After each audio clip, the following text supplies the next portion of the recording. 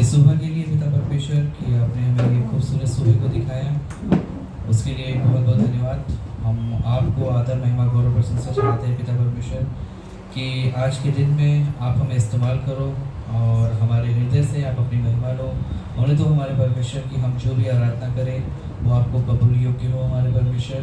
और होने देना हमारे परमेश्वर हमारे आत्मिक हृदय को, आप हमारे आत्मिक कानों को खोल देना ताकि हम आपकी आराधना हृदय और सच्चाई से कर सकें हमारे परमेश्वर प्रभु यीशु मसीह।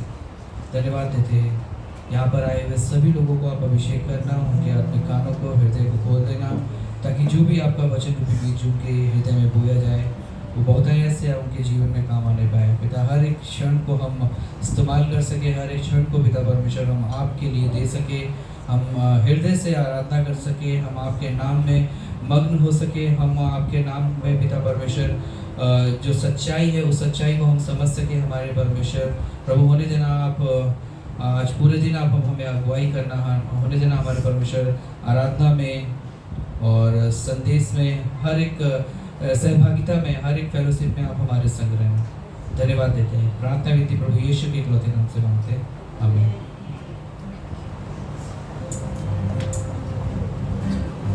Let's all rise.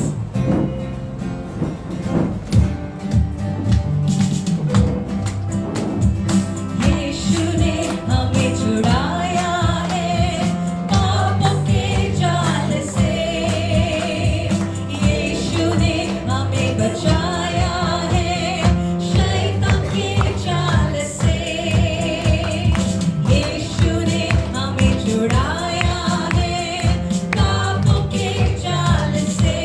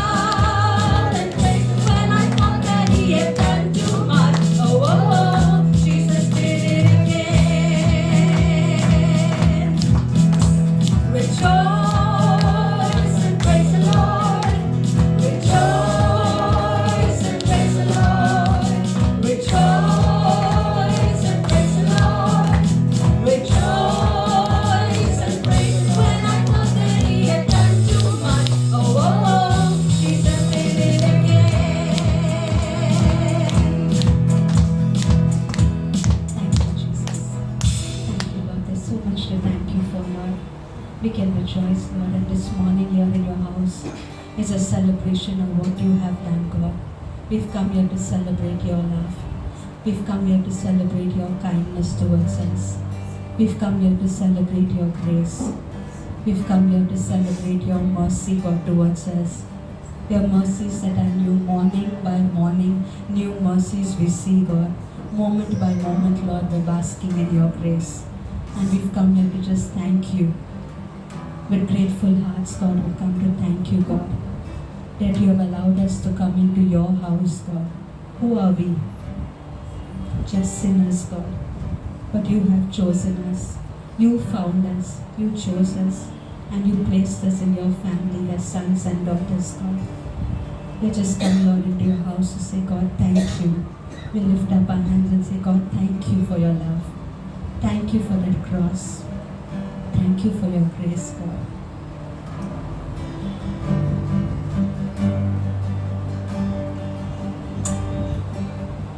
Who am I that the highest King would welcome me? I was lost, but he brought me in. Oh, his love for me.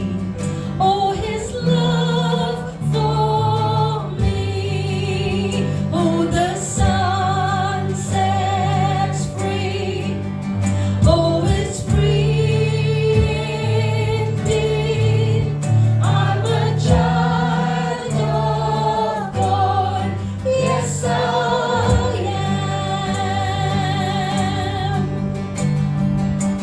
Free at last, he has ransomed me. His grace runs deep. While I was a slave to sin, Jesus died for me. Yes, he died for me. Oh, the sun sets free. Oh, it's free indeed. I'm a child of God. Yes, I am. In my Father's house, there's a place for me. I'm a child of God. Yes, I am. I am chosen, not forsaken. I am who you say I am. You are for me, not against me. I am who you say I am. I am chosen, not forsaken. I am who you say I am. You are for me, not against me. I am who you say I am. I am who you say I am. Oh, the sun sets free. Oh, it's free indeed. I'm a child of God. Yes, I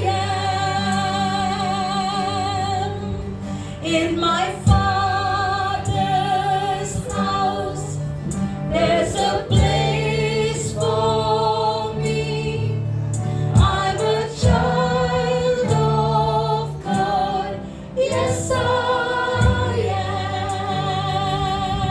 am. In my Father's house, there's a place for me. I'm a child of God. Yes, I am. Yes, God. We are in our Father's house, each of us sons and daughters of the King. And we sit at that table, God, like Mephibosheth, Lord, laid in our feet, but covered by your grace, God. So grateful, God. We're so grateful this morning. We just come to say thank you, God. Thank you.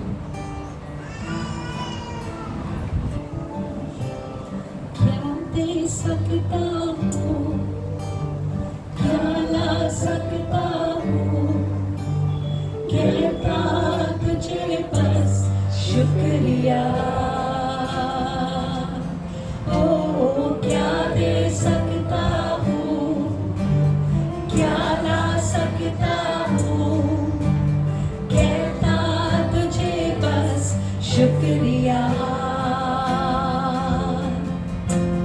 तुझ में ही मेरी सुबह तुझ में ही हर शाम तुझसे ही करता शुरू हर कोई काम तुझ में ही मेरी सुबह तुझ में ही हर शाम तुझसे ही करता शुरू हर कोई काम शुक्रिया करता हूँ मैं लेके तेरा नाम आदर और धन्यवाद आज तेरे नाम शुक्रिया शुक्रिया शुक्रिया तेरा शुक्रिया शुक्रिया शुक्रिया यीशु तेरा सारी दुनिया तेरी है सब कुछ तूने रचाया है सारी दुनिया तेरी है सब कुछ तूने रचाया है मुझको भी तूने बनाया है तेरे जैसा किया है क्या दे सकता हूँ क्या ला सकता हूँ कहता तुझे बस शुक्रिया ओ क्या दे सकता हूँ क्या ला सकता हूँ कहता तुझे बस शुक्रिया ओ क्या दे सकता हूँ क्या ला सकता हूँ कहता तुझे बस शुक्रिया शुक्रिया शुक्रिया तेरा शुक्रिया शुक्रिया शुक्रिया यीशु तेरा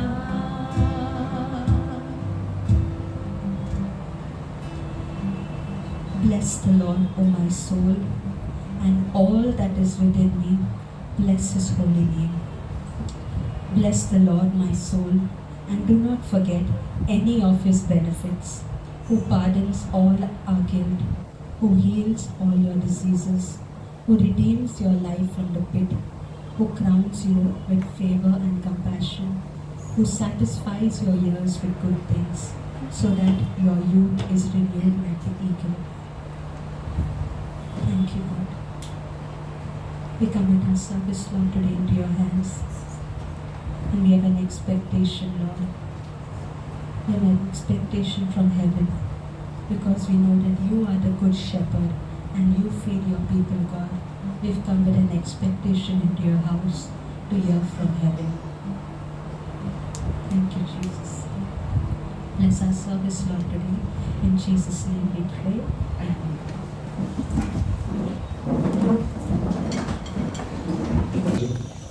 We prefer that for two relationships to develop parallelly, there will be a time where the relationship can be built, but giving each other space and growing in that relationship. Maybe it doesn't require a lot of understanding and trust. Maybe the relationship just happens like this. I don't know why there have to be in-law problems. I don't know why there has to be in-law jokes. When I read the Bible, I actually see some fantastic situations where people loved each other. There's a story of Naomi and Ruth. And we know the story in the book of Ruth. You should read it when you get home. Ruth chapter 1 to 3. And Naomi's daughter-in-law was Ruth. Ruth was a Gentile. Naomi was a Jew. And Naomi lost her husband. And then she lost her 2 sons. And Ruth the Gentile. Naomi had a great friendship with Ruth. They loved each other because they loved the same God. And Naomi said to Ruth, he said, why don't you go back? I've got nothing to offer you now. No more sons to offer you. And Ruth said, no way, Naomi, no way. I will be with you forever. I will stay with you. We'll live together. My God will be your God will be my God. And your people will be my people. And they had a great relationship. And you know what? Naomi cared for Ruth a lot. And Ruth cared for Naomi a lot. They built a wonderful, wonderful friendship. And of course, God blessed Ruth with her husband, Boaz. And it was a great blessing in their lives. How about Moses? Moses with his father-in-law, Jethro. Remember Moses? Moses was so busy in the wilderness, he had no time. His counseling room was filled, no time for coffee breaks. Moses sat from morning to evening, just taking counseling appointments. And then came his wise father-in-law, who also knew God. And his father-in-law said, Moses, you're going to wear yourself out if you do this, Moses. Can I give you some advice? Can I give you some advice? And Moses said, speak on. And then he said, Moses, why don't you distribute, delegate the counseling appointments. Make them into thousands, make your people, 1 million people into thousands and hundreds, and put key people in charge of them. You take only the difficult cases. And instead of that, you have time for God and time to teach the people so that they don't have problems. Let's have a preventive ministry rather than a crisis ministry. And Moses took the advice of his father-in-law. He was insecure about it. They had a great relationship. You can have an amazing relationship with your parents and parents-in-laws because they have advice. They have great advice. We say to parent-in-laws and in-laws, of course, give suggestions when you're asked. And sometimes give them even when you're not asked if you see the problem. But don't get offended if your suggestions are not taken. Leave the decision to the couple. So what an awesome little biblical aspect we have. You leave and then cleave. But God allows this to happen. There's a second principle we want to look at, and this is balancing it out, and this is the aspect of honoring. And we could just go there for a moment. When a husband and a wife get married, remember something. While they were children, while you were a child, the Bible told you to honor and submit to and obey your parents. Okay? Honor, submit to, and obey your parents. Ephesians 6:2. But after you get married, the submitting part no longer is to parents. The submitting part now goes to one another. Why? Because you're adults now. So no longer do we submit to our parents in that sense of having to obey everything they say. We can take the suggestions, but we're adults now. We know what needs to run our own home. But the honor principle has never been taken back. Honor your father and mother, for it will go well with you on this earth, and you will be blessed. What an awesome thing to honor. And so let's just quickly look at that for a moment. Honor your father and mother. Okay, now let's think of that. The command of honor never been taken back. In marriage, we do not necessarily submit or obey our parents, but we always need to honor our parents. You say, well, what if I had a dad and mom that really don't deserve honor? You said, my dad was an alcoholic. He never really looked after us. He left us when we were young. You say, my mom just abandoned us as kids. I have nothing to honor them. I have no respect for them. But the Bible says you're to honor them. And you know, the point of the honor of God, when it'll go well with you in your life, is that God is not saying you honor them because they're worthy. God says you honor them because they're your parents.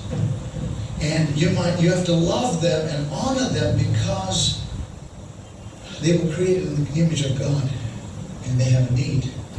And sometimes when you have become a Christian, you realize that your parents didn't know the Lord. And because they didn't know the Lord, they're unbelievers. They just had their own problems. So in compassion and love, you need to step out and say, I'm going to show them the love they never have understood. And even if they were never treated us right, even if they were never good parents, I'm going to honor God because God wants me to honor them. It's pleasing in the sight of God. And you find a way to express your honor for your parents, even if they are not functioning right. Do you understand that? And what does honor mean in daily life? I would think the word honor means to respect, to treasure, to value. One thing that you need to do with your parents is understand that new rules have come in. You don't need to submit or obey, but you always need to what? Respect and love and value. Your parents must get an understanding that, you know what? My adult son, my adult daughter is no longer staying with us, but oh, how much they love me. And how much they'll care about us, and how valuable we are. And thank you, God. They remember about what we did for them. Not manipulating, but just honoring and loving. That's basically how it should be in a relationship. One of the ways we honor our parents is, you know what? Call them often. Call them. Get on the telephone and talk to them.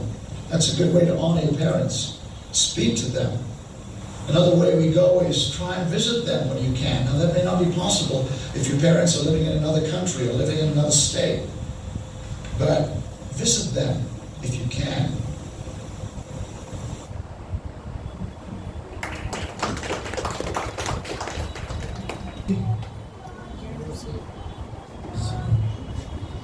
Good morning. अभी भी सब नींद में है क्या?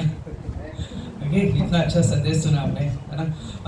आगे बढ़ने से पहले आप लोगों से विनती है कि सिर्फ 2 मिनट आप लोगों के पास में है। जो भी आपने आज सुना, है ना, पास्टर टाल के द्वारा, आप चाहते हैं कि आपस में एक दूसरे को, है ना, 2 मिनट में आप लोग एक दूसरे को बांटे। ओके, 2 मिनट है, अभी स्टार्ट होता है अभी, फिर हम आगे बढ़ते हैं अनाउंसमेंट की तरफ। अभी हम लोग आगे बढ़ते हैं।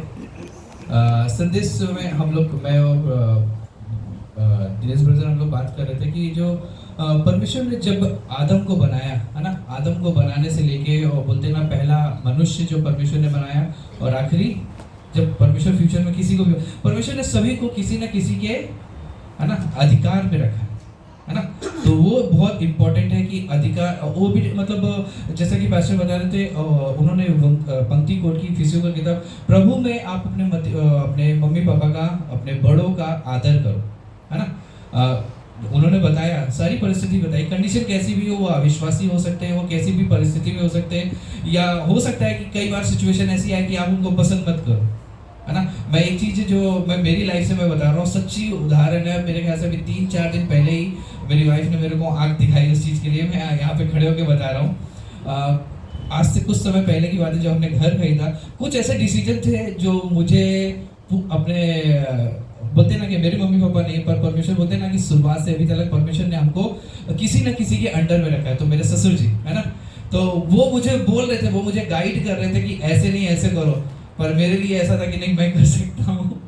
और जिसके लिए मुझे आज भी, मैं अपनी वाइफ से जब कुछ भी घर में कुछ खराब होता है, तो वो मुझे बोलती है, इनको बोलो, इन्होंने नहीं सुना, तो ठीक है।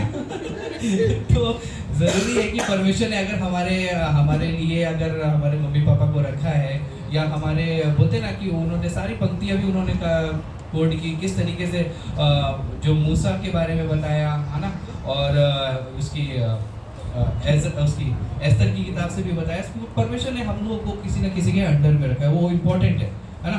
तो जो हम इस संदेश से सीख सकते हैं, वो इम्पोर्टेंट ये है कि हमें ओबीडियंस लेना है और परमेश्वर का प्रेम को हमें दिखाना है। ओके, अनाउंसमेंट कुछ इस तरीके से है। कोई व्यक्ति है जो कलीसिया में पहली बार आया है? कोई है?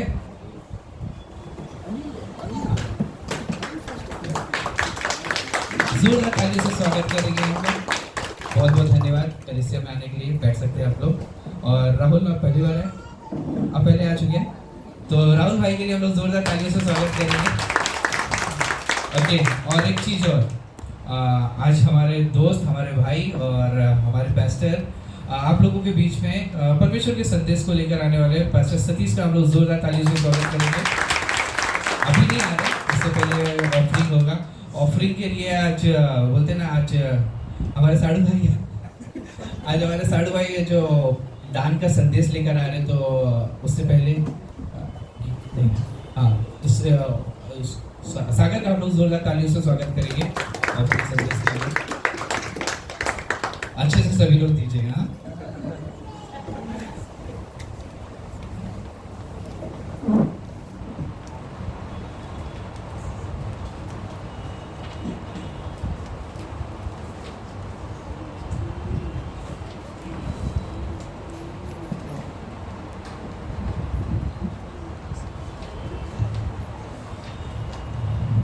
सबको जय मसीह की। तो अभी दान का समय है, तो हम वचन देखेंगे। लय व्यवस्था उसका 27, उसका वचन नंबर 30।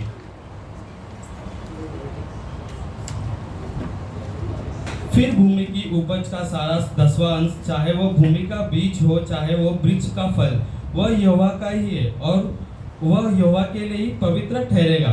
ठीक है, तो जिसमें इस वचन में हमारे क्या दिखा रहा है, परमेश्वर हमको क्या बोल रहे हैं, मतलब जैसे कि ये वचन हमारी आत्मिक और क्या बोलते हैं, हमारे पास जो कुछ भी है वो चाहे परमेश्वर का ही है। केवल वो हम उसके मतलब जो हमारे पास, हम उस टेम्पररी है हमारे पास, लेकिन उसका मेन मालिक कौन है? परमेश्वर है। हमारे पास जो भी है, आज हमारे पास लाइफ है, अभी हम टेम्पररी है, लेकिन हमको बाद में जो, लेकिन उसका मेन मालिक कौन है? परमेश्वर है। आपके पास घर है, जो भी कुछ हो, क्या होगा? वो धरती का, वो किसका? वो हमारा नहीं है, वो परमेश्वर का ही है। ठीक है, तो परमेश्वर हमें आशीष दी है काम करने के लिए, शक्ति और भूमि फल दिया है और जीवन में बढ़ोतरी। वह कहता है कि उस उपज जो भी है परमेश्वर, उसका उपज क्या है? हमको किसको देना है? परमेश्वर को देना है। ठीक है, और क्योंकि ये स्मरण दिलाता है कि सारी आशीष का स्रोत, जैसे कि जो भी कुछ है उसका मेन स्रोत कौन है? परमेश्वर ही है। हमारे पास जो भी है उसका मेन जो स्रोत है वो क्या? परमेश्वर के द्वारा है। और जो 10वां अंश है, हम क्या करें? कोई मजबूरी में नहीं दे रहे। हम क्या मजबूरी में देते 10वां अंश? नहीं ना, हम किस लिए देते हैं? हम अपने विश्वास के लिए देते हैं। हाँ परमेश्वर, मेरा विश्वास तुझ पे कि जो मेरे पास हो मैं तुझे दे रहा हूँ, आगे का जो भी मैं तेरे भरोसा करके मैं चल रहा हूँ, अपना जीवन जो भी मैं कर रहा हूँ। ठीक है, चाहे वो आपकी बिजनेस हो, चाहे आपकी घर है, चाहे आपकी लाइफ में कुछ भी आप जो डिसीजन है तो क्या करते हो? परमेश्वर पे भरोसा करके करते ना। इसके लिए जब भी आप 10वां दो तो क्या करो? विश्वास करके दो कि हाँ परमेश्वर, मैं आप पे विश्वास करता हूँ, ये आपके कार्य के लिए, ये आपकी महिमा के लिए दिया जा रहा है। ठीक है, तो और जब हम अपना जो प्रभु हे प्रभु तू मेरी जो हम दान देते हैं तो क्या करते हैं? हे प्रभु तू मेरी प्राण दाता है और मेरा सब कुछ तुझसे ही है। जब हम दान देते तो हम एक विश्वास भी करते हैं कि परमेश्वर जो मैं दे रहा हूँ क्या है? तेरे विश्वास के, और हम उसका परमेश्वर हमको एक वादा भी किया है। मलाकी 3:10 में क्या किया उसने? कि जो तुम दोगे लेकिन मैं तुमको, क्या उसका क्या होगा? परमेश्वर हमको क्या बोलते हैं? आकाश खोल के, झरोके खोल के हमको देगा दान। मतलब जो भी हम आशीष, जब हम दान दे रहे हैं उसका क्या करेगा? परमेश्वर हमको झरोके को खोल के हमको आकाश के द्वारा हमको देगा। ठीक है, तो जो भी हम दान दे तो क्या करें? हम विश्वास से दें, अपने पूरी तरह से दें, क्योंकि हमको परमेश्वर हमको वादा किया है कि उसका हमको 10 गुना 100 गुना देगा। ठीक है, आइए हम प्रार्थना करते हैं।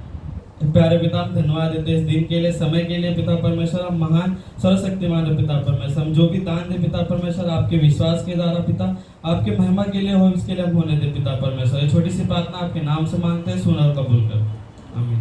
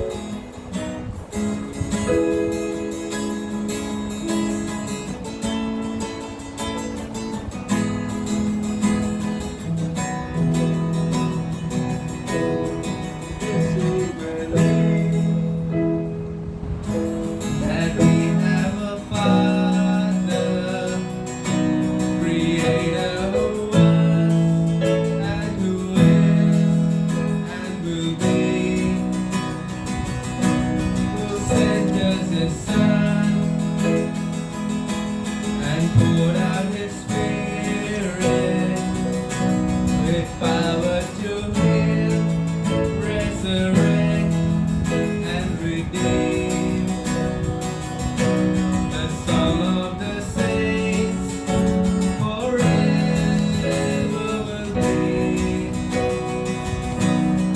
Oh, glory to God the Father. Glory to Christ the risen one. All hail the King with heaven sing. Hallelujah.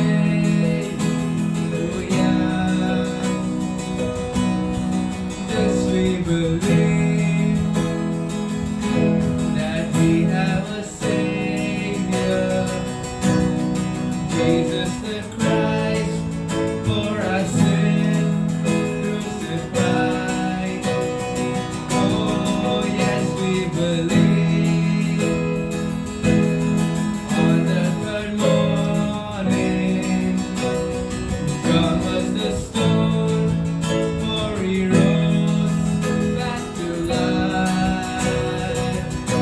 Forever He reigns, let His praise fill the sky. Oh, glory to God the Father.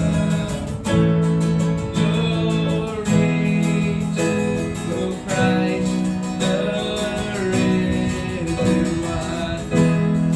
All hail the King with heaven sing.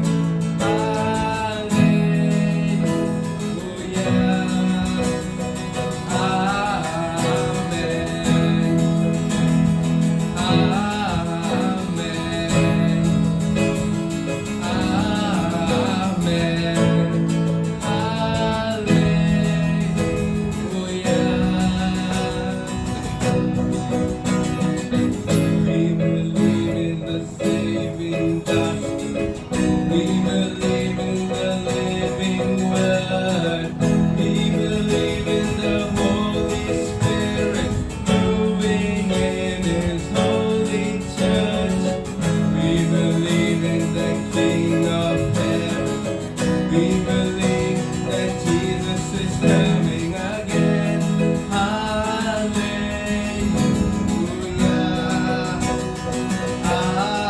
Amen. We believe in the blood that washes. We believe that the cross that saved. We believe that the curse is broken, buried in that borrowed grave. We believe in the King of heaven. We believe that Jesus is coming again. Hallelujah.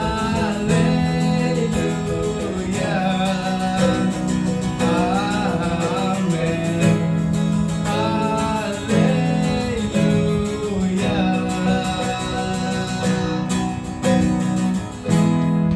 Glory to God the Father. Glory to Christ the risen one. All hail the King with heaven sing. Hallelujah.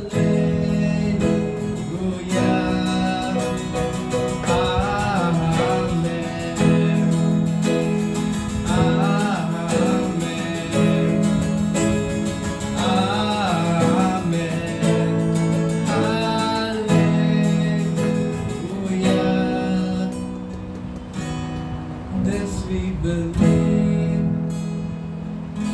the King is returning. Then He will wipe every tear from our eyes. The crowns at His feet, the throne at the center, the song of the saints rise. Amen.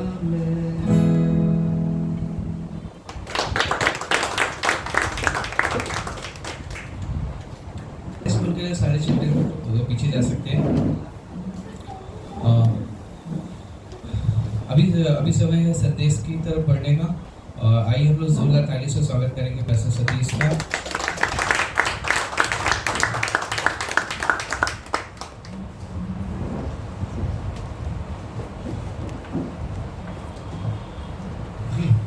Good morning. मैं good evening बोलने वाला था, जैसे लोग शाम को समझ सकता है। आप सब लोग ठीक हो? आप सब लोग हो यहाँ पे? अनिल यहाँ पर है। अनिल 10 साल के बाद ऑलमोस्ट हम लोग मिल रहे हैं। अनिल सबको पता नहीं होगा, अनिल पवन का भाई है जो नेपाल में मिनिस्ट्री करता है, लेकिन वो 2 ही दिन के लिए है। ओके, हम अपनी जगह में खड़े होते हैं बाइबल पंक्ति पढ़ने के लिए।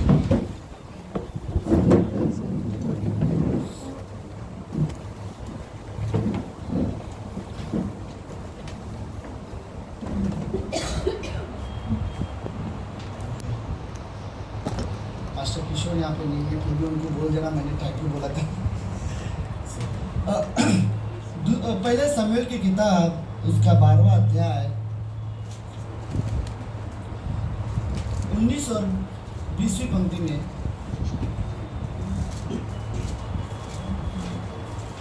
पहले शमूएल की किताब उसका 12वां अध्याय 19 और 20वीं पंक्ति। तब सब लोगों ने शमूएल से कहा, अपने दासों के निमित्त अपने परमेश्वर यहोवा से प्रार्थना कर कि हम मर न जाए, क्योंकि हमने अपने सारे पापों से बढ़कर यह बुराई की है कि हमने राजा मांगा है। 20वीं पंक्ति, शमूएल ने लोगों से कहा, डरो मत, तुमने यह सब बुराई तो की है, परंतु अब यहोवा के पीछे चलने से मत मुड़ना, परंतु अपने संपूर्ण मन से उसकी उपासना करना। प्रार्थना करते। प्रभु यीशु, हम धन्यवाद देते हैं आज के दिन के लिए और एक सुंदर समय के लिए।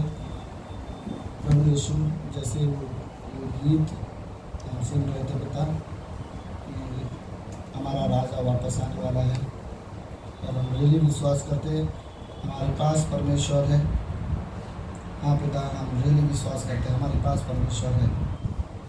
हम जानते हैं प्रभु, हमारे पास में भी प्रॉब्लम भी हो सकती है, दुख हो सकते हैं, परेशानी हो सकती है, बीमारी भी हो सकती है, चिंताएं हो सकते हैं, लेकिन अच्छी बात है प्रभु कि हमारे पास परमेश्वर भी है जो हमारे हर चीज़ों का हल निकालता है।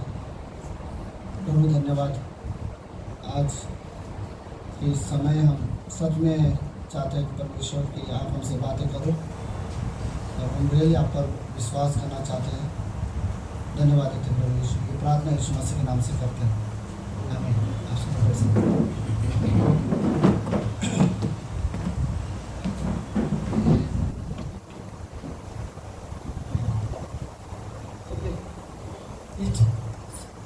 ठीक है ना, चलिए ना, मैं अगर नीचे भी आ जाए तो मुझे नहीं पता, बट एक्चुअली हिंदी चर्च में ऐसा कि लोग ऐसे बैठते, मैं यहाँ तक आता हूँ, तो वो मुझे चल कुछ लोग मुझे आजा भी बोल दिया। तो और प्रार्थना के विषय में मैं बात करना चाहता हूँ आप सभी से।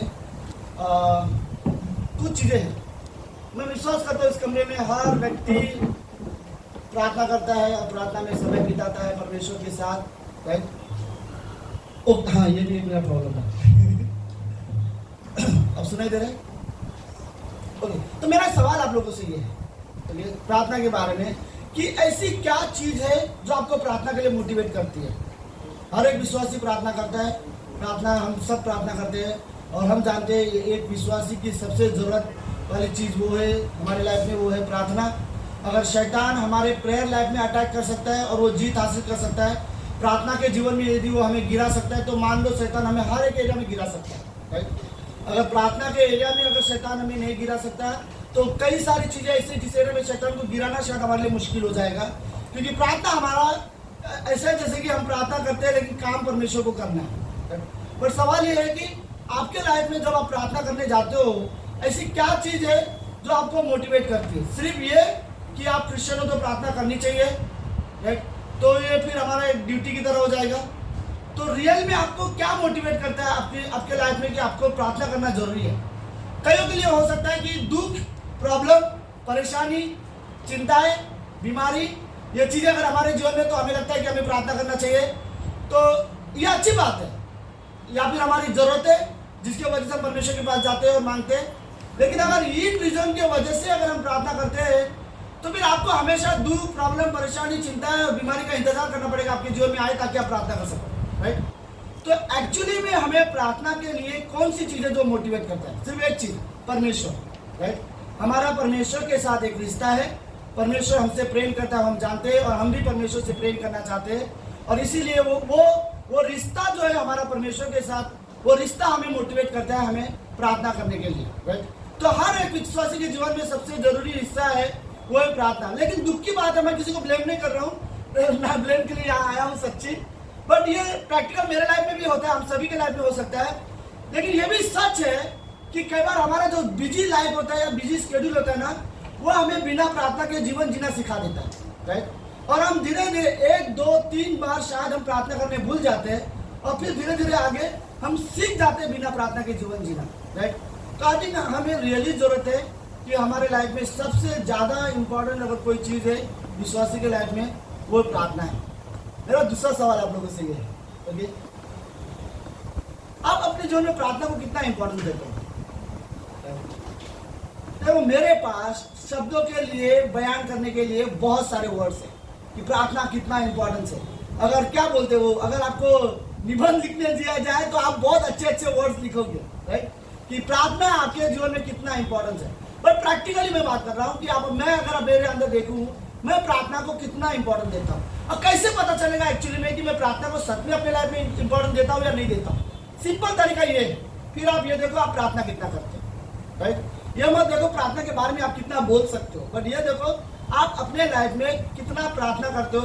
अगर मैं हर दिन प्रार्थना करता हूँ तो मैं प्रार्थना को इंपॉर्टेंस देता हूँ, वरना मैं हर दिन प्रार्थना नहीं करता, लेकिन प्रार्थना के बारे में मेरे पास अच्छे शब्द हो सकते हैं, लेकिन शायद हो सकता है कि मेरे अंदर प्रार्थना का जीवन ना हो। पास्टर काल एवर्ड बोलते हैं, एक क्लास में उन्हें सिखा रहे थे, तो उस क्लास में पास्टर काल बोल रहे थे कि मैं ये नहीं चाहता कि आप प्रार्थना करना सीखो, लेकिन मैं ये चाहता हूँ कि आपका प्रार्थना का जीवन हो, राइट। हो सकता है हम कभी कभी प्रार्थना करने वाले व्यक्ति हो, और एक हो सकता है कि हमारा जीवन ही प्रार्थना का हो, राइट। तो कौन सा ज़्यादा सुनने में अच्छा लगता है? एक हम कभी कभी प्रार्थना करने वाले व्यक्ति है, या फिर दूसरी हमारा जो जीवन है वही प्रार्थना का जीवन है, राइट। तो बिना प्रार्थना के इस बाइबल में देखो या कई सारी चीज़ें देखो, पॉसिबल नहीं है उन चीज़ों के बारे में बात कर सकता हूँ। पहली चीज़, बिना प्रार्थना के किसी के जीवन में भी कोई उन्नति नहीं हो सकती, राइट। मैं अगर ग्रो होना चाहता हूँ या मैं अपने लाइफ में उन्नति चाहता हूँ, वो भी बिना प्रार्थना के पॉसिबल नहीं है। अगर किसी के लाइफ में हम देखते हैं रियली ग्रो हो रहा है और वो अपने लाइफ में उन्नति पा रहे हैं अपने आत्मिक जीवन में, तो एक रीजन डेफिनेटली वो है प्रार्थना, राइट। अगर उसके जीवन में प्रार्थना नहीं है तो कोई उन्नति नहीं हो सकता। दूसरी चीज, बिना प्रार्थना के कोई आत्मिक जीवन भी नहीं है। हम आत्मिक जीवन के बारे में बात ही नहीं कर सकते प्रार्थना को स्किप करके, राइट। अगर हम चर्च में बोले आत्मिकता के लिए बहुत सारी चीजें जरूरत है, लेकिन एक चीज आप निकाल दो आपके लाइफ से, वो प्रार्थना, तो कभी भी वो कंप्लीट नहीं हो सकता, राइट। क्योंकि प्रार्थना का जीवन हमें सच में जरूरत है कि हम परमेश्वर के बात करना, परमेश्वर से सुनना। बट और एक अगर मैं सिंपल सवाल पूछूं कि कैसे पता चलेगा मेरा रिश्ता परमेश्वर के साथ कैसा है?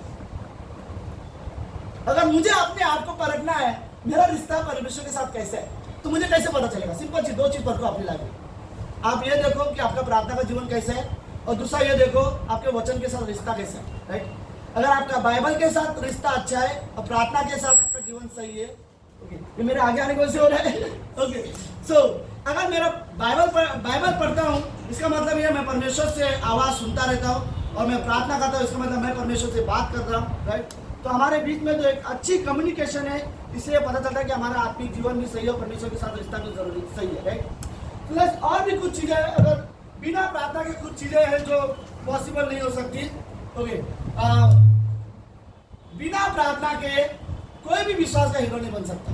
इब्रानियों का 11वां अध्याय ले लो, अगर कोई भी आपको विश्वास का हीरो दिखाई दे रहा होगा, जिस किसी का नाम है, उनके जीवन में प्रार्थना जरूर होगा, राइट। यदि प्रार्थना नहीं है तो विश्वास के हीरो कोई भी नहीं बन सकता, राइट। फिर हम बोल सकते हैं कि बिना प्रार्थना के किसी के जीवन में कोई परिवर्तन आ ही नहीं सकता। आप परमेश्वर को जानते हो, आप बाइबल भी पढ़ते हो, चर्च भी आते हो, लेकिन आपका व्यक्तिगत प्रार्थना अगर नहीं है तो एक्चुअली में जो परिवर्तन है वो पॉसिबल नहीं है, राइट। तो हमारे क्रिश्चियन लाइफ में बिना प्रेयर के कोई क्या बोलते हैं, कोई चेंजेस नहीं आ सकते, कोई परिवर्तन नहीं आ सकता, राइट। हमें रियली जरूर, अगर किसी की लाइफ में आप चेंजेस देख भी रहे हो और आपको लग रहा भी होगा ये आदमी ग्रो हो रहा है, बदल रहा है, तो रीज़न ये हो सकता है कि उसका एक रीज़न ये भी है उसका प्रार्थना का जीवन, राइट। तो हमारे लिए प्रार्थना रियली ज़रूरत है और बिना प्रार्थना के परमेश्वर के साथ एक गहरा रिश्ता नहीं हो सकता, राइट। हम परमेश्वर पर विश्वास करते हैं लेकिन एक संबंध जो होता है एक मजबूत, वो बिना प्रार्थना के नहीं हो सकता। तो हमें रियली ज़रूरत है कि हमें अगर परमेश्वर के साथ एक गहरा रिश्ता ज़रूरत है तो हमें उसके लिए सब में ज़रूरत है कि हमारा प्रार्थना का जीवन हो, राइट। मतलब सिंपल चीज, प्रार्थना मतलब परमेश्वर से बात करना। पास्टर कार्ल वर्ड्स बोलते हैं प्रार्थना का मतलब ये नहीं जैसे राशन का लिस्ट लेके जाते हैं परमेश्वर के सामने पेश करते हैं, राइट। प्रार्थना का मतलब हम परमेश्वर के पास परमेश्वर के लिए आए, परमेश्वर से बात करने के लिए, परमेश्वर की महिमा के लिए, और उस बीच में यदि हम अपनी ज़रूरत की डिटेल भी परमेश्वर से बात शेयर करें तो भी अच्छी है, राइट। बट सो यहाँ पर जो कहानियाँ मैंने पढ़ा था शमूएल के बारे में और इजराइल के देश के लोगों के बारे में, कि इजराइल के देश के लोगों ने शमूएल से कहा कि हमारे लिए प्रार्थना करके हम मर ना जाए। बट ये स्टोरी बड़ी अच्छी है, मैं अगर आपको कहानी बताऊँ तो आप सब लोग ठीक है, एक कहानी है, बड़ी अच्छी कहानी है, ओके। बाइबल में पहले शमूएल के 11वें अध्याय और पहले शमूएल के 12वें अध्याय में ये दो अध्याय अगर आप पढ़ो इन दोनों में ये पूरी कहानी ऐसी है, ओके। इजराइल देश में एक शहर है, अगर आपको किसी को पता होगा कि यरदन नदी के उस पार 2.5 गोत्र रह रहे थे, उसमें से एक घराना है याबेश का पूरा परिवार, उन सब घराने में। तो अमोनी लोगों ने उन देश पर आक्रमण कर लिया था और उन्हें बोला था कि अगर तुम्हें दो ही ऑप्शन है, या तो हमारे अंदर अधीन हो जाओ या फिर हमारे साथ लड़ो और जीतो, राइट, और कोई तुम्हारे पास ऑप्शन नहीं है। तो वो लोग ने कहा कि एक काम करते हैं, हम अधीन हो जाते हैं कि हम अमोनियों के दुश्मनों के खिलाफ हम अधीन हो जाएंगे, हम आपका दास बन के रहने के लिए तैयार है। तो वो लोग ने दूसरा ऑप्शन कहा, ठीक है अगर आप दास बन के अधीन होकर रहने के लिए तैयार हो तो मैं आपको दूसरा एक ही कंडीशन रहेगा, कंडीशन ये रहेगा जितने भी तुम्हारे आदमी लोग हैं उनकी सारे लोगों की मैं दाई आँख फोड़ दूंगा, राइट। समझ में आ स्टोरी? तो दाई आँख फोड़ने का मेन रीजन क्या होता है, किसी भी आदमी का अगर दाई आँख फोड़ दिया जाएगा तो वो कभी भी लड़ाई के मैदान में नहीं जा सकता, क्योंकि जब वो डाल दिया जाता है तो ऑलमोस्ट उसका समझी कुछ ऐसा रहता है कि एक आँख उसका क्या बोलते हैं डाल से कवर हो जाता है और दूसरा आँख उसका फोड़ दिया जाएगा, तो आप लड़ाई के योग्य नहीं हो, ओके। तो उस समय में सारे लोगों ने बोला कि हमें सिर्फ एक हफ्ते का मौका दो, अगर हमारे परिवार में से जो बाकी के जो गोत्र है पूरे 12 गोत्र में से अगर सारा इजराइल आके हमारी मदद करेगा और हम जाके लड़ेंगे तो उसके बाद यदि हम लड़ाई के लिए तैयार हैं, लेकिन अगर हमारे पूरे परिवार में से किसी ने भी हमारी मदद करने के लिए तैयार नहीं हुए हम सरेंडर हो जाएंगे, हम इस बात से एग्री कर लेंगे कि आप लोग हमारे सारे आदमियों का एक आँख फोड़ सकते हो। उसी समय में ओके इजराइल में एक बहुत बड़ा डिसीजन चल रहा था और वो डिसीजन ये था कि इजराइल देश में नया राजा चुनने वाले थे, ओके। तो जब इजराइल में उसी समय राजा चुनने वाले थे तो शमूएल ने कहा आप लोगों ने जो राजा मांगा वो शाऊल राजा होगा तुम्हारे ऊपर। तो उस पूरी भीड़ में कुछ ही लोग थे, ओके, उस भीड़ में बहुत कम लोग थे जिन्होंने ये कहा अरे शाऊल कैसे राजा बन सकता है, ये राजा नहीं बनना चाहिए, उन्होंने रिजेक्ट कर दिया था। आप बोल सकते हो जैसे कि करीब करीब 95% लोगों ने हाँ बोल दिया, 5% लोगों ने बोल दिया कि ये राजा नहीं बनना चाहिए। कहानी में आओ, बट ये कहानी बड़ी इंटरेस्टिंग है, जब मैं कहानी के अंत में पहुंचूंगा तो सीरियसली अच्छी कहानी है। बट ये तब वो लोगों ने जब उन्होंने कहा कि ठीक है, फिर एक दिन ये मीटिंग वहाँ पर कैंसिल हो गई क्योंकि कुछ लोगों ने अभी पूरी तरह से एग्री नहीं किया कि शाऊल राजा होना चाहिए। उसके बाद शाऊल अपने देश में घूम रहा था ये देखने के लिए कि मैं इस देश का राजा होने वाला हूँ। जब वो घूम रहा था तो उसने एक गांव में देखा, गांव गया और वहाँ पर उसने देखा कि एक पूरा घराना, कई सारे लोग जोर जोर से चिल्ला रहे थे, जोर जोर से रोने लगे और शाऊल को अंदर से बुरा लगा और वो अभी नया नया राजा होने वाला था तो उसको बुरा लगा। और इतना ही नहीं, शाऊल उस समय में बहुत अच्छा आत्मिक राजा था, राइट। तो शाऊल को बुरा लगा वो आवाज़ सुनकर, तो शाऊल ने कुछ लोगों से जाके पूछा कि यहाँ पर जो इतने सारे लोग जो रो रहे हैं ये क्यों रो रहे हैं। तो उन्होंने बताया कि ऐसे ऐसे इस देश में प्रॉब्लम आया है, अमोनियो ने अटैक किया हुआ है, अगर ये लोग ने अधीन हो जाएंगे तो इनके जितने भी आदमी है, बच्चे, जितने भी जेंट्स हैं, सबके आँख फोड़ दिए जाएंगे। तो उसने कहा कि ठीक है, एक काम करो, एक बैल लेके आया, उसके 12 टुकड़े के इजराइल के 12 देशों में भेज दिया गोत्र के पास, और कहा अगर जो कोई भी इस लड़ाई में शामिल नहीं होगा, उनका हालात परमेश्वर इस बैल की तरह कर देगा, उनके परिवार को इस बैल की तरह टुकड़े कर देगा परमेश्वर। तो ये इससे क्या हुआ, इजराइल के सारे घराने से लोग आगे आए, साउल का साथ देने के लिए तैयार हो गए, और साउल लड़ाई में गया, और साउल लड़ाई में जाकर उसने लड़ाई जीत हासिल की, अमोनियों को पूरी तरह से मारा, और इजराइल के जो जो जो लोग रो रहे थे वो बहुत ज़्यादा खुश हो गए थे, और सब लोगों ने मान लिया कि साउल राजा होगा, और वो लोग वापस चिल्ला चिल्ला के आने लगे, साउल हमारा राजा है, साउल हमारा राजा है, और गीत गाने लगे, और ये बहुत खुशी वाला मोमेंट था सबके लिए। आप समझ सकते हो, जब इतना बड़ा प्रॉब्लम सॉल्व हो गया तो लोग मान लिए कि साउल राजा होना चाहिए, और जब वो भीड़ में आए, शमूएल के सामने पेश किया, साउल राजा ने एक बहुत बड़ी जीत दिलाई है, अब उसे राजा घोषित करना चाहिए। तो कुछ लोगों ने, जो यंग थे, जो जोशीले थे, उन्हें बोला एक मिनट, वो लोग कहा जो ये बोल रहे थे कि ये राजा नहीं होना चाहिए, उनको भी लेके आओ, उनको भी मार देते, राइट, कि कोई विरोध करने वाला हमें नहीं चाहिए। साउल राजा बोलता है कि नहीं, परमेश्वर ने हमें इतनी अच्छी जीत दी है, आज परमेश्वर के लोग में से, हमारे बीच में से कोई नहीं मरना चाहिए। तो यहाँ पर साउल ने अपनी नम्रता भी दिखाई, ग्रेस भी दिखाया, और उन लोगों को माफ भी किया। अभी सारे लोगों ने बोला कि अब हमारे लिए साउल राजा को आप क्या करो, राजा बना दो। तो जैसे सबने चिल्लाया कि साउल राजा को राजा बना दो, तो फिर शमूएल ने कहा कि ठीक है, हम एक काम करेंगे, हम सब लोग क्या करेंगे, गिलगाल में जाकर साउल राजा को राजा बनाएंगे। ओके, सब लोग अभी तक समझ में आया कहानी? ओके, अभी जो ये प्रोग्राम है, ये राजा घोषित करने वाला है, तो लोगों को सामने राजा भी घोषित किया, और सबके सामने उसको राजा बना दिया। तो लोगों ने खाना खाए, एंजॉय किए, बहुत सारी अच्छी अच्छी चीजें हो गई, और सब खत्म हो गया, राइट। अब कहानी थोड़ा सा इंटरेस्टिंग यहाँ पर है। सबका खाना होने के बाद बट इस मैं एक राजा चाहिए था मुझे, छोटा वाला राजा, आप ही आ जाओ भाई। बट ये कहानी रियली ऐसी है, पहली बार साउल राजा ने खुद सोचा होगा मुझे क्यों राजा बना दिया, वहां पर यह स्थिति रियली ऐसी थी। अगर सपोज ये हम लोग गिलगाल में, कहाँ पर हम लोग, गिलगाल शहर में, और साउल राजा, आप सबको राजा चाहिए था, ठीक है, मैं शमूएल इस कहानी में जो सेफ जोन वाला, ओके। अब आप सब लोग ने क्या बोला कि हम लोग को राजा चाहिए, ये राजा हो गया। अब आज के बाद तुम्हारे सामने कौन है, तुम्हारे लिए राजा है, राइट। तो शमूएल सब प्रजा के सामने लोगों को अपने आप को सेफ दिखाना चाहता है, कल की कोई ये ना बोले कि शमूएल ने भी हमको लूटा था। शमूएल ने सारे लोगों को बोला, क्या मैंने तुम्हारे परिवार में से किसी के बीच में जो कोई सामान लिया है? लोग बहुत एक्साइटमेंट थे, लोगों ने खुशी से जोर से बोला, बिल्कुल नहीं, राइट। क्या मैंने किसी को लूटा है, किसी के घर से बैल, गाय, भैंस कुछ भी धोखे से लिया है? सारे लोगों ने बोला कि बिल्कुल नहीं। क्या मैंने किसी के साथ गलत न्याय किया है? तो सारे लोगों ने खुशी से बोला, बिल्कुल नहीं।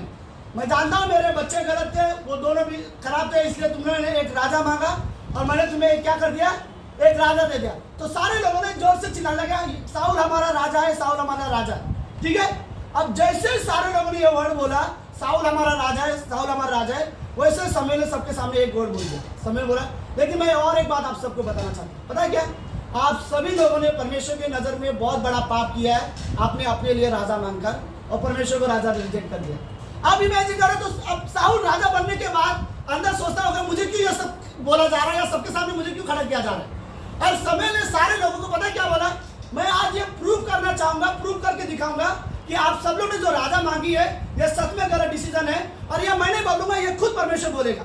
तो ये किस तरह से होगा? अब ये थी, सब बाहर थे, क्या बोलते, मैदान में, ओपन ग्राउंड में सब लोग थे, और शमूएल ने बोला, सिंपल तरीका ये होगा, मैं यहाँ से धरती से जोर से परमेश्वर का आवाज दूंगा, हे यहोवा, और परमेश्वर बादलों में से, आज शमूएल बोलता है ये बारिश का मौसम नहीं है, लेकिन परमेश्वर बादलों में से जो बिजली कड़कती जोर से आवाज आता है, धाड़ करके, राइट, वो आवाज से चिल्ला के बोलेगा हाँ करके, राइट, मतलब आवाज हाँ नहीं रहेगा, और जैसे बिजली जोर से कड़केगी तो समझ लेना यह परमेश्वर हाँ बोल रहा है, और फिर जोर से बारिश होगी, ओके। अभी ठीक वैसे ही शमूएल ने सबके सामने बोला, हे परमेश्वर, क्योंकि जोर से चिल्लाया, और परमेश्वर ने जोर से बिजली कड़काई और जोर से आवाज आया ढूंढ करके, और वो आवाज में सारे लोगों को पता चल गया कि हमने क्या किया है, परमेश्वर के लिए नजर में गलत राजा मांगा। और किसने हाँ बोला? खुद परमेश्वर ने हाँ बोला।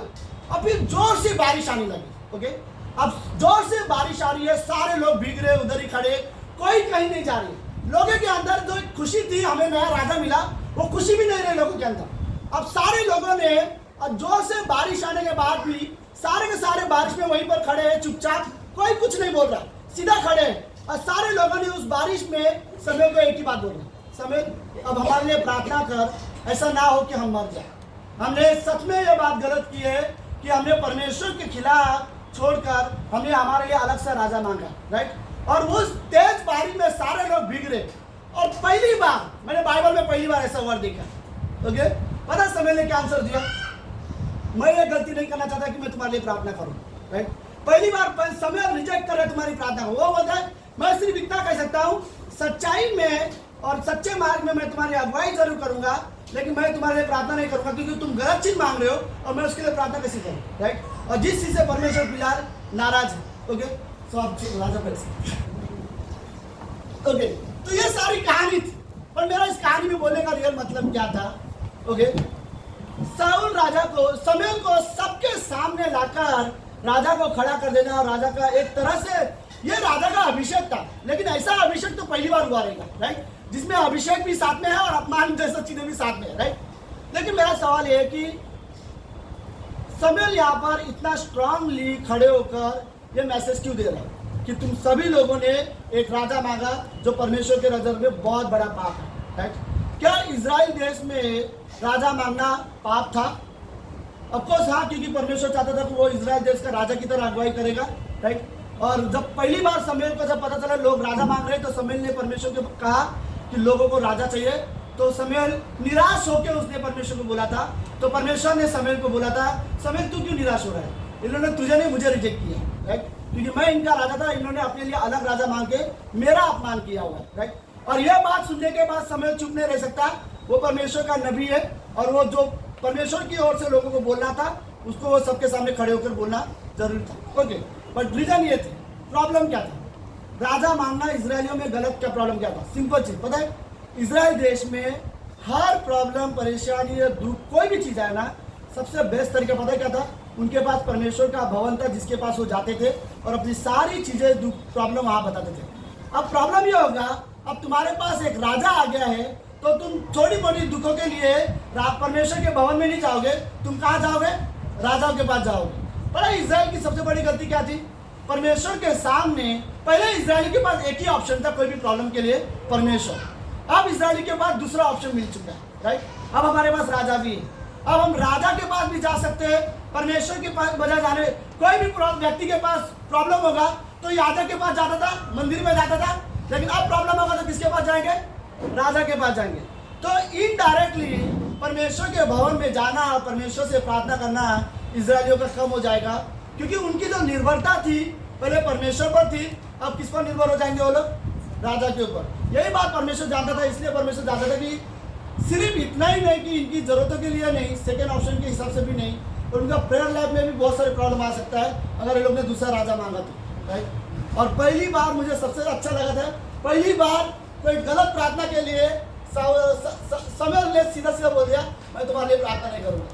हमारे लाइफ में कोई भी व्यक्ति आके हमको बोले कि मेरे लिए प्रार्थना करना, कोई कभी किसी को नहीं बोलेगा, राइट, मैं तेरे लिए प्रार्थना नहीं करूँगा।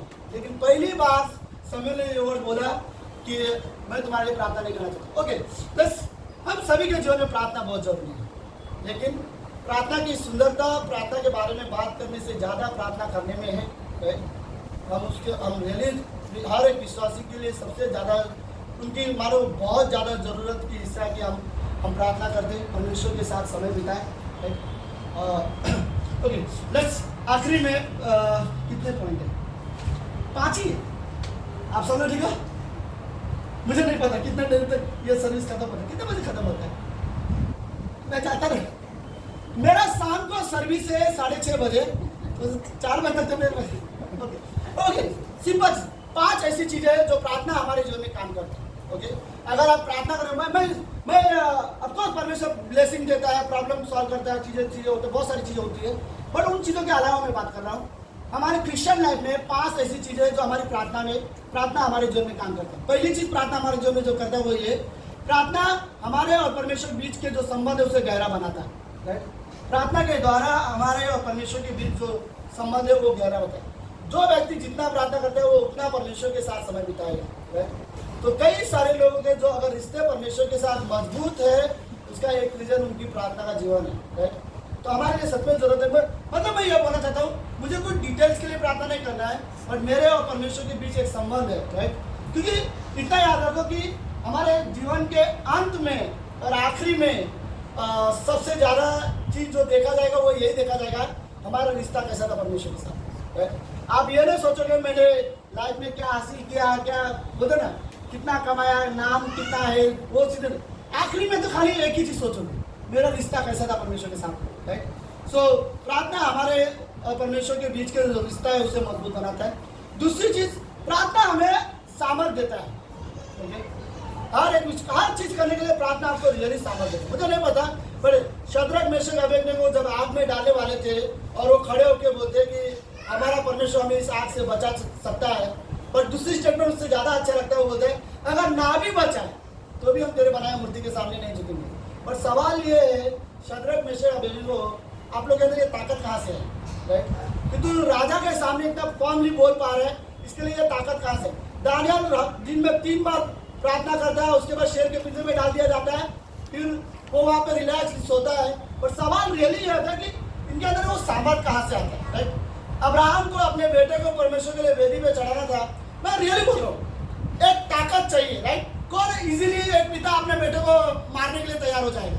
बट सवाल ये है कि कौन है अपनी रूथ को पास जो सामर्थ था, वो बोलती तेरा परमेश्वर मेरा परमेश्वर का, तेरे लोग मेरे लोग है। बट रियली ये सवाल आता है इनके पास ये ताकत कहाँ से आता है, राइट। प्रार्थना के द्वारा, ओके। सीरियसली हमारे लाइफ में जो भी हम परमेश्वर के लिए करते हैं, उसके लिए अगर कोई चीज़ सामर्थ जो है वो परमेश्वर देता है, राइट। और वो प्रार्थना के द्वारा हमारे जीवन में सामर्थ आता है, ओके। तीसरी चीज़ है, प्रार्थना से हमारे जीवन में शांति आती है, ओके। शांति में जो समझ रिलैक्स, ओके। बाइबल बोलती है बी स्टिल एंड क्या बोलते हैं, शांत रहो और जानो कि मैं परमेश्वर हूँ। बट हमारे दिमाग में जब जो बहुत ज़्यादा तूफान चलते रहते हैं, राइट, जब स्ट्रेस होते हैं या गुस्से में होते हैं या चीज़ें होते हैं, आई थिंक अगर आप लिटरली गुस्से में हो तो एक सही एग्जाम्पल नहीं कभी कभी मिलता है। मेरे हाथ में एक मोबाइल है, ओके। अगर आपके पास भी फ़ोन होगा, अगर आप बहुत रिलैक्स हो, बहुत शांति में, कुछ भी आपके वजह में प्रॉब्लम नहीं, ठीक है, और मैं आपको बोलूँ आप अपना फ़ोन फोड़ो तो आप फोड़ नहीं पाओगे, राइट। आपको कीमत दिखाई देगा कि इसमें कितना कीमती है या EMI है, जो भी है आपको सब दिखाई देगा, राइट। बट एक्चुअली में आप बहुत ज़्यादा गुस्से में हो, अंदर से चिड़चिड़ हो और फ्रस्ट्रेशन हो, और फिर आपके हाथ में मोबाइल हो, आप वो कीमत क्या है, चीज़ मैं क्या, वो नहीं सोचेंगे, आप गुस्से में फोड़ भी सकते हो, राइट। अगर आप लिटरली गुस्से में हो तो आप चीज़ें फेंक सकते हो, आप चीज़ें तोड़ सकते हो। लेकिन अगर आप गुस्से में नहीं हो तो आप ये चीज़ें नहीं, आपको कीमत पता चलेगा, राइट। तो कई बार ऐसा होता है कि परमेश्वर रियली प्रार्थना में हमें वो शांति देता है कि हम रिलैक्स रह सके, हम परेशानी में भी हम शांत रह सके। पता नहीं, बट बाइबल में हन्ना बहुत रोती थी, दुखी थी, लेकिन जब परमेश्वर के मंदिर में गई और उसने प्रार्थना की, बाइबल बोलता है कि हन्ना दोबारा उदास नहीं हुई, राइट। शायद इसलिए क्योंकि हन्ना को उस मंदिर में परमेश्वर ने वो शांति दी थी, राइट। हन्ना को बच्चा 1 साल के बाद हुआ था उसके प्रार्थना के बाद, राइट। लेकिन मंदिर से बाहर आने के बाद तुरंत बाद बाइबल बोलता है हन्ना फिर कभी उदास नहीं हुई, राइट। आई थिंक जो बर्डन उसके हृदय में था, जो प्रॉब्लम उसके लिए था, पेन जो उसके हृदय में था, वो शायद कोई नहीं समझ पा रहा था। यहाँ तक कि एली याजक होने के बावजूद भी हन्ना का मजाक उड़ा रहा है, लेकिन हन्ना अपनी दर्द को चुपचाप वो परमेश्वर के सामने रखती है, और परमेश्वर ने चुपचाप उसे जो शांति दी, और वो उसके लिए सबसे अलग था। उसके हस्बैंड ने बहुत बार मनाने की कोशिश किया, बहुत बार समझाने की कोशिश किया, लेकिन वो काम नहीं किया। लेकिन जब उसने सारी चीज़ें परमेश्वर के सामने रख दी, पर एक चीज़ था, मंदिर से बाहर आने के बाद उस प्रार्थना में हन्ना के जीवन में एक शांति उसको मिली थी, राइट। और यीशु मसीह बोलता है मैं तुम्हें शांति दिया जाता हूँ, लेकिन मैं अपनी शांति तुम्हें देता हूँ, राइट। रियली प्रार्थना में हम हो सकते इरिटेटेड, गुस्सा आप समझ सकते हो, राइट। मैंने हिंदी चर्च में एक बार एक सवाल पूछा था कि किस किस को गुस्सा आता है, एक भी आदमी नहीं था जिसने हाथ नहीं उठाया हो, राइट। तो मैं रह गया, तो फिर मैंने भी उठा दिया था। बट रियली ये एंगर इशू सबका है, ओके।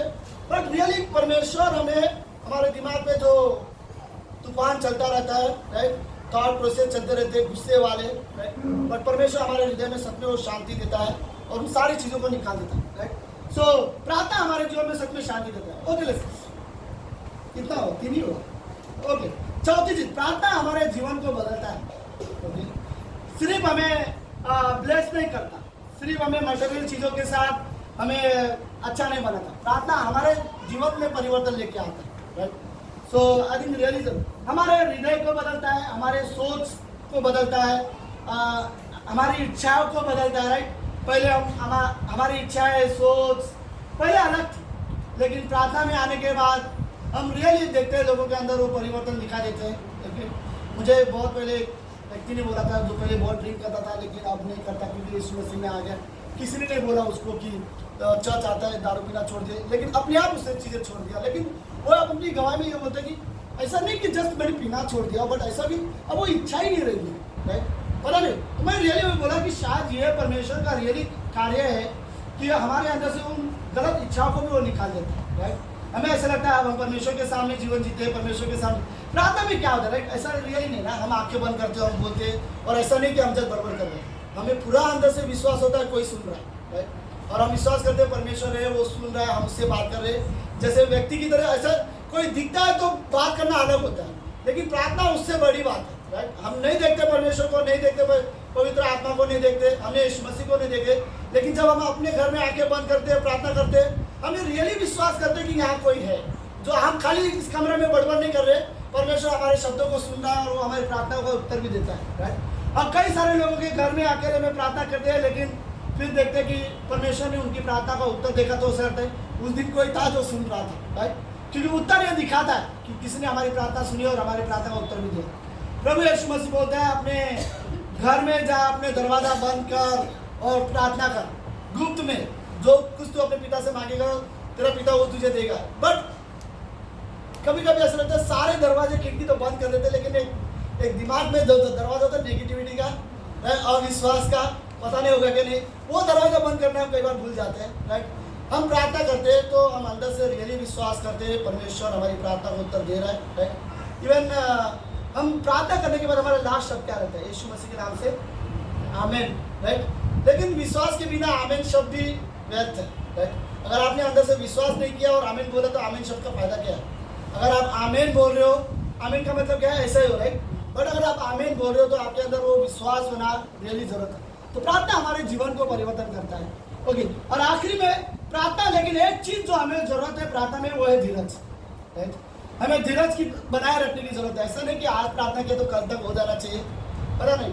हम कई सारे लोगों की गवाही सुनते, कईयों की प्रार्थना परमेश्वर चुटकी में दे देता है, कईयों की प्रार्थना परमेश्वर महीनों के बाद देता है, कईयों की प्रार्थना परमेश्वर सालों लगा देता है, लेकिन प्रार्थना का उत्तर जरूर परमेश्वर देता है, राइट। लेकिन कभी कभी हमारी कुछ प्रार्थना का उत्तर ना मिलने का एक रीज़न हमारा धीरज ना होना, राइट। और कई बार हमें एक बार ऐसा लगता है कि एक बार बोला तो हो जाना चाहिए, ऐसा कई बार ऐसा लगता है, नहीं। परमेश्वर रियली चाहता है हम बार बार उसके पास आए, बार बार हम उसकी प्रार्थना करते रहे, और रियली गॉड चाहता है हम उससे कंटिन्यू प्रार्थना करते रहे, राइट। तो एक चीज़ हमारे लिए अंदर रियली जरूरत है, वो धीरज हमारे अंदर होनी चाहिए। जब हम प्रार्थना करते हैं तो हमारे अंदर धीरज हो और विश्वास हो, परमेश्वर डेफिनेटली देगा, ओके। पता है गेय जी के लाभ में मुझे बड़ा अच्छा लगा था। गेय जी अपने जीवन में पहली बार बहुत बड़ा चमत्कार करने वाला था। मैं पूरी कहानी में नहीं जा रहा हूँ, कहानी के एंड वाले हिस्से में जा रहा हूँ। गेय जी एक स्त्री आई थी, उसका बेटा मर गया था। एलिशा को बोला कि मेरा बेटा मर चुका है, उसके लिए प्रार्थना करने चल। तो एलिशा बोलता मैं नहीं जाऊँगा, मेरा चला जाएगा।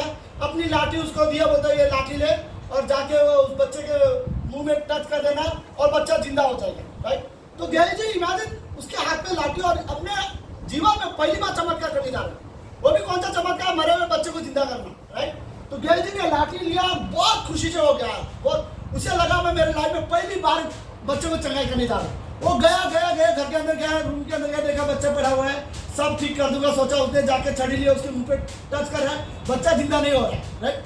फिर से टच कर रहा है, फिर भी जिंदा नहीं हो रहा है, और एक दो बार कर रहा है, फिर भी जिंदा नहीं हो रहा है। बाद में बोलता है वापस एलिशा को बुलाओ क्योंकि ये बच्चा जिंदा नहीं हो रहा है, राइट। अभी बाद में एलिशा उस कमरे में आता है, और एलिशा कमरे में आता है तो सबसे पहले वो क्या करता है, दरवाजा लगाता है और सबसे पहले एलिशा घुटने में जाके प्रार्थना करता है। उसके बाद वो बच्चे को जिंदा। गेय जी का प्रॉब्लम क्या था, एलिशा की तरह जा रहा था चमत्कार करने, एलिशा की लाठी भी थी, लेकिन एलिशा की तरह प्रार्थना भूल गया था, राइट। तो उसे लगा शायद मैं जस्ट लाठी से ठीक कर दूंगा, नहीं। एलिशा का तू कॉपी कर सकता है बाकी सारी चीजें, तो फिर प्रार्थना भी कॉपी कर लेती है, राइट। अगर शायद तू प्रार्थना करता तो शायद गेल जी अपने लाइफ में पहला चमत्कार करता, और वो भी ये होता कि एक मरे हुए बच्चे को जिंदा करता। मुझे नहीं पता, शायद एलिशा ने उसका टेस्ट लिया था या क्या था, हमें नहीं पता, राइट। बट गेल जी ने एक चीज मिस कर दिया, प्रार्थना। उसने अपने लाइफ में सबसे बड़ी चमत्कार मिस कर दिया था, राइट। अरे रियली जरूरत है कि हम अपने लाइफ में प्रार्थना को इम्पोर्टेंस दें। ओके, लास्ट में मुझे एक आखिरी स्टोरी है। आप सब लोग ठीक हो गया टाइम? मेरा टाइम हो गया, ओके। बट लास्ट एक स्टोरी, बढ़िया, बहुत अच्छी स्टोरी है। बिली ग्राहम की एक कहानी। बिली ग्राहम जब अपने जीवन में बाइबल कॉलेज में था, और जब वो बाइबल कॉलेज में पढ़ाई कर रहा था, तो बिली ग्राहम के टीम ने, जो उनके जो टीचर्स थे, बाइबल कॉलेज के जो पास्टर टीचर्स थे, वो लोग ने कहा था कि हम एक मिशन ट्रिप लेते हैं, और वो मिशन ट्रिप रहेगा, हम लोग इंग्लैंड में जाएंगे, और इंग्लैंड में जाकर हम लोग वहाँ पर क्या जॉन वेस्ली की जो मिनिस्ट्री है हम वो देखकर आएंगे। तो ये बिली ग्राहम की पूरी टीम आई थी, और वो देखने के लिए, और जो क्या बोलते हैं, बिली ग्राहम उसमें था, और सब लोग थे बिली ग्राहम के पास। बिली ग्राहम तभी यूथ था, और वो जस्ट बाइबल कॉलेज स्टूडेंट था, वो पास्टर नहीं था तभी। तो बिली ग्राहम जॉन वेस्ली की जगह पे गया, तो उन्होंने जॉन वेस्ली का घर ओपन किया, तो उसका स्टडी रूम उन्होंने देखा था, प्रेयर रूम उन्होंने देखा था, उनके बुक्स सब उसने देखा था। तो उनके घर में जो ऐसे कारपेट रखते सब लोग, ये कारपेट, तो ये कारपेट में ना सिर्फ 2 जगह पे होल थे, फटे हुए थे 2 जगह पे, राइट। तो बिली ग्राहम ने वहाँ के एक आदमी को पूछा कि ये पूरे घर में सिर्फ यही 2 जगह ऐसा क्यों है जहाँ पे 2 खड्डे हो गए या फट गए। तो वहाँ के उस आदमी ने बोला कि जॉन वेस्ली जब सुबह उठता था हर दिन 4 बजे से लेकर 5 बजे तक 1 घंटा हर दिन वो यहीं पर घुटने में आके प्रार्थना करता था। तो वो सेम जगह था जहाँ पर वो रोज आता था, घुटने में प्रार्थना करता था, और वो चला जाता था, सो जाता था। तो इसी वजह से खाली वही 2 जगह फटे हुए, बाकी कहीं पे फटे हुए नहीं थे। तो वो लोग का मीटिंग वहाँ पे खत्म हो गया था, तो उनको रूम दिखा रहे थे, वो लोग बंद कर रहे थे। तो सारे लोगों ने बोला सारे स्टूडेंट को लेके चलो बस में डालो, और सब बच्चों को उन्होंने बस में डाला। तो जो टीचर था बच्चों लोगों को गिनती कर रहा था, उन्होंने देखा कि एक बच्चा मिसिंग दिख रहा था। तो वो बच्चा जो मिसिंग था वो बिली ग्राहम ही वहाँ पे मिस था। तो वापस वो उसको ढूंढने के लिए दोबारा वहीं गए जहाँ पे वो रूम था, चीजें थी, और वहाँ पे उसने जाके देखा, धीरे से दरवाजा खोल के उसी रूम के अंदर, और उसी जो खड्डे थे उसी जगह पे बिली ग्राहम ने अपने घुटने रख दिए थे, और बिली ग्राहम ने वहाँ पे पहली बार प्रार्थना किया था। पहली बार नहीं, बट वो एक प्रार्थना थी। बिली ग्राहम ने प्रार्थना ये किया था, परमेश्वर वो कार्य जो जॉन वेस्ली के समय में आप कर रहे थे वैसा कार्य आप दोबारा करो, राइट। तो उसकी खाली इतनी प्रार्थना थी कि वो कार्य जैसे जॉन वेस्ली ने कार्य किया था वैसी सेवका आप दोबारा करो। तो उसमें बुक में बोलते हैं कि परमेश्वर ने सिर्फ वैसी कार्य वैसा नहीं किया था, लेकिन उसी आदमी को भी इस्तेमाल किया था, राइट। फिर हम लोग जानते हैं कि बिली ग्राहम का नाम, कि जिस तरह से उसने सुसमाचार प्रचार किया और चीज़ें भी। सो बिली ग्राहम अगर बेस्ट बिली ग्राहम बन पाया तो उसका एक रीज़न ये है कि बिली ग्राहम प्रार्थना करने वाला व्यक्ति था। आपको पता है बिली ग्राहम की वाइफ को किसी ने एक वर्ड बहुत अच्छा शब्द पूछा था, मीडिया रिपोर्टर होते, उन्होंने एक सवाल पूछा था बिली ग्राहम की वाइफ को कि आपके क्रिश्चियन लाइफ में या फिर आपके प्रेयर लाइफ में आपको सबसे अच्छी बात क्या लगता है परमेश्वर के बारे में। तो बिली ग्राहम की वाइफ ने बोला था कि मेरे लाइफ में सबसे अच्छी बात पता है क्या है, कि परमेश्वर हमारी सारी प्रार्थना का उत्तर नहीं देता। तो न्यूज़ रिपोर्टर वाले ने पूछा कि ऐसा क्यों आप बोल रहे हो कि परमेश्वर हमारी सारी प्रार्थना का उत्तर नहीं देता। तो बिली ग्राहम की वाइफ ने बोला था कि हाँ, क्योंकि अगर मेरी सारी प्रार्थना का उत्तर परमेश्वर देता तो बिली ग्राहम मेरा पति नहीं होता, राइट। वो किसी और के लिए प्रार्थना करते। बट कई बार अच्छा है कि परमेश्वर कहीं कुछ प्रार्थना का उत्तर नहीं देता, लेकिन अगर उसे पता है वो हमारी ज़रूरत है और हमारे अंदर विश्वास है, परमेश्वर जरूर हमारी प्रार्थना को उत्तर देता है। हमें बस प्रार्थना करते हैं। प्रभु यीशु, हम धन्यवाद देते हैं आज के दिन के लिए और सुंदर समय के लिए। परमेश्वर आप महान और जीवित हो, हम रियली आप पर विश्वास करते हैं, हमें आपकी ज़रूरत है पिता। धन्यवाद प्रभु यीशु मसीह। हमारे सारे ग्रेटर ग्रेस मिनिस्ट्री के लिए हम प्रार्थना करते हैं, सारे पास्टर्स, सारे कलीसिया, सारे कॉन्ग्रेगेशंस के लिए पिता, कि हम सच में आप पर विश्वास करना सीखे, आपके साथ चलना सीखे। धन्यवाद देते प्रभु यीशु मसीह। आने वाले हर एक पल, हर एक समय हम आपके हाथ में देते पिता।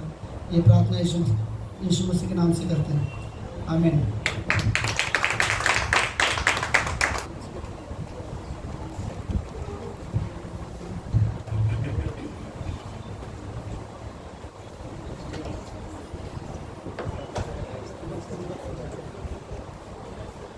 Let's all stand and do the final song.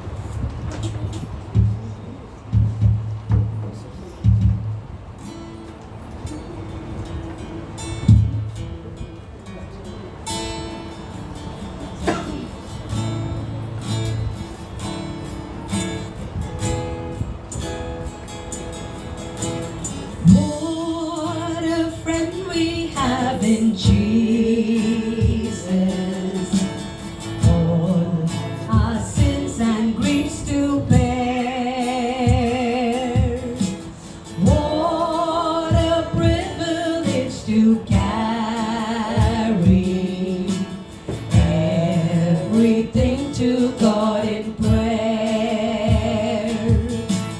Oh, what peace we often forfeit, and oh, what needless pains we bear. All because we do not carry everything to God in prayer. Every trials and temptations, is there trouble anywhere? We should never be discouraged. Take it to the Lord in prayer. Can we find a friend so faithful, who will all our sorrow share? Jesus knows our every weakness. Take it to the Lord in prayer. What a friend we have in Jesus, all our sins and griefs to bear. What a privilege to carry everything to God in prayer.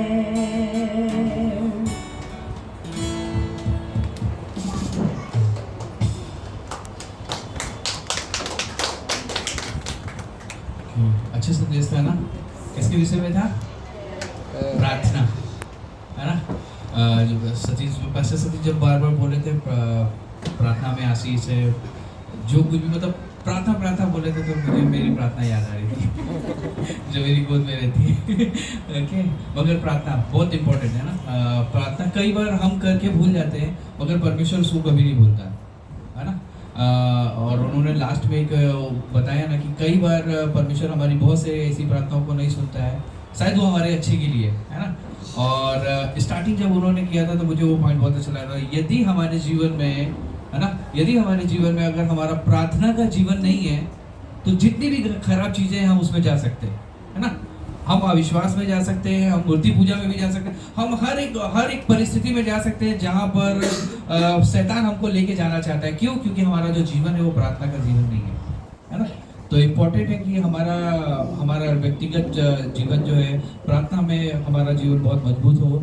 और प्रार्थना बोलते हैं, प्रकाशित वाक्य की किताब बताती है कि कई बार हम लोग इजीली ले लेते हैं, प्रार्थना हमने किया, है ना, पर स्वयं जो यीशु मसीह है वो हमारी प्रार्थनाओं को बहुत महत्व देता है। बताती है बाइबल वचन बताता है कि वो हमारी प्रार्थनाओं को सोने के धूपदान में रखता है ना।